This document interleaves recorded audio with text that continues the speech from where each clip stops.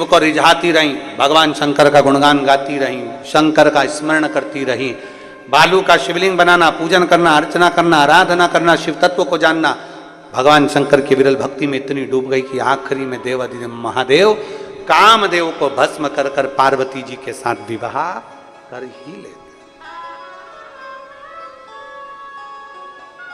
अब किसी ने पूछा कि विवाह तो सती के साथ भी हुआ था, विवाह उमा के साथ भी हुआ था, विवाह कात्यायनी के साथ भी हुआ, विवाह कुष्मांडा के साथ भी हुआ, विवाह स्कंदा के साथ भी हुआ, विवाह महागौरी के साथ भी हुआ, भगवान की इतनी माताओं के साथ में भगवान शंकर की पार्वती जी के जो और भी नाम है उनके साथ में विवाह हुआ।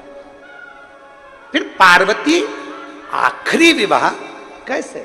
पार्वती के बाद में शंकर जी की कोई दूसरी अर्धांगिनी नहीं, केवल पार्वती।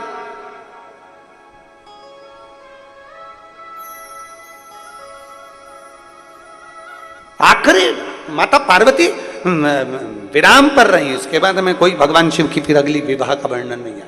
पार्वती के बाद कोई विवाह का वर्णन। कारण क्या था?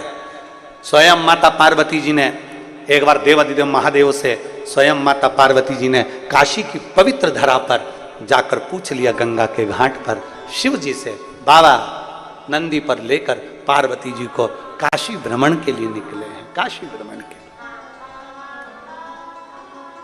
ऐसा ही श्रावण का सोमवार था, पार्वती जी को लेकर मेरे देवाधिदेव महादेव भ्रमण के लिए निकले हुए थे। ऐसे ही इसलिए आज भी कई क्षेत्रों में, कई तीर्थों में, कई ज्योतिर्लिंगों में, कई जगह पर सावन के महीने की सोमवारी के दिन बाबा घूमने के लिए निकलते हैं। अब यहाँ का तो हमको नहीं मालूम, पर कई जगह पर उज्जैन में निकलते हैं, काशी में निकलते हैं, ओंकारेश्वर निकलते हैं, यहाँ पे भी निकलते हैं।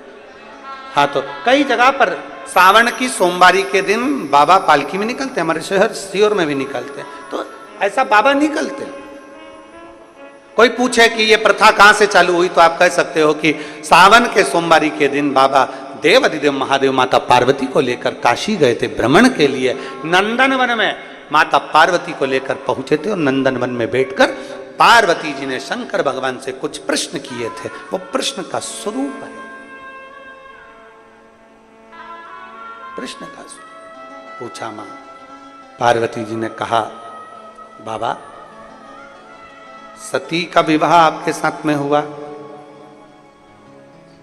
उमा का विवाह आपके साथ में हुआ, कात्यायनी का विवाह आपके साथ में हुआ, कुष्मांडा का विवाह आपके साथ में हुआ, स्कंदा का विवाह आपके साथ में हुआ। ये सारे विवाहों का क्रम है। बाबा आपसे पूछना है कि पार्वती जी पूछ रही हैं, क्या मेरे जाने के बाद भी कोई विवाह आपका रहेगा? शिव जी प्रसन्न होकर पार्वती से कहते हैं, पार्वती ये प्रसंग मैं तुझको यहां नहीं कहूंगा, चल। काशी से उठाया, पार्वती जी को नंदी पर बिठाकर सीधे पहुंच गए, सीधे गुफा के अंदर। इसलिए श्रावण के महीने में उस गुफा का दरवाजा आज भी खुलता है, जिसको अमरनाथ की गुफा कहा जाता है। श्रावण के महीने में उस गुफा में ले गए पार्वती जी को, उठाया, काशी से पहुंचे अमरनाथ की गुफा। और भोलेनाथ सोना दो ऐसी कथा जिसे सुन के मैं भी अमर हो। बाबा ऐसी कथा सुना दो जिसको सुनकर मैं अमर हो जाऊं। शंकर जी कह रहे मैं तुझे लेकर इसलिए आया कि अब आगे तेरा कोई जन्म नहीं होगा। पार्वती तू कोयल भी बनी, तू कोयल बनी है, क्योंकि सती बनी थी जब तू यज्ञ के कुंड में कूद कर तू मर गई थी, तब तेरे प्राण यज्ञ के कुंड के अंदर तू छूटे। इसलिए मुझे क्रोध आ गया था कि सती तू मेरी अर्धांगिनी होकर तूने यज्ञ खंडित कर दिया, इसलिए तू कोयल का जन्म पाएगी। सती के बाद तेरा एक जन्म हुआ कोयल का, और कोयल के जन्म से छूटी तब तू पार्वती। हमारे सनातन धर्म में